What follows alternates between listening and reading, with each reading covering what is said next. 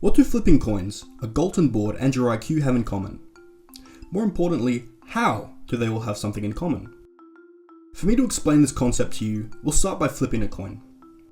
We all know that if you flip one coin, the probability of getting 0 heads or 1 head are both 1/2. But if you flip 2 coins, 4 things can happen. You can get tail tail, head tail, tail head, and head head. If we organize this information as we did for flipping one coin, the probability of 0 heads are 1/4, 1 head 1/2, and 2 heads 1/4. Now here's what the distribution looks like for 3 coins, 10 coins, and 50 coins. As we increase the number of coins we flip, you can see that the distribution turns into a bell-shaped curve. But how does this relate to the Galton board? The Galton board, developed by Francis Galton, shows a collection of balls falling through a pyramid of pins, falling into various bins evenly spaced at the bottom of the board.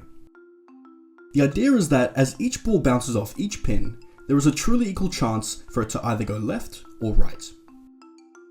This is a simulator from PhET that will visualize the concept of the Galton board. Let's set our Galton board to have 20 bins, and see what happens as we keep dropping balls through the pins. As you put more and more balls in, doesn't that look oddly similar to the distributions for our coins? So you know that this bell-shaped curve has something to do with IQ. But what specifically? Well, if you've ever taken an IQ test, you've probably already seen this bell curve and where your IQ is placed on it. Because somehow if you collect the IQs of a large enough sample of humans, you will see some form of this curve, with more people having an average IQ and less people having a high IQ or a low IQ. This same thing applies for height, weight, lifespan, and so many other measurements. So we know this curve applies to almost everything.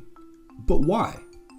To explain this, let's use the fundamentals of this Galton board to explain IQ. If we pass a ball through a 1-pin board, there is one option in which the ball lands in the left bin, and another option in which the ball lands in the right bin.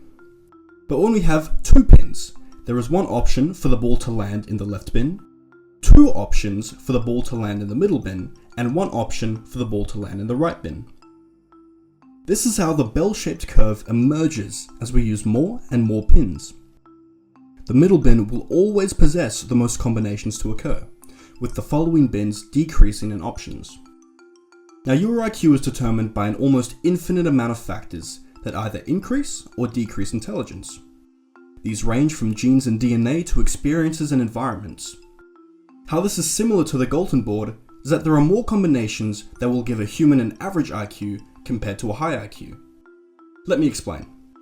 A human born with an average IQ can share the same IQ as a human that's born with a high IQ but had a severe brain injury that stopped their brain development.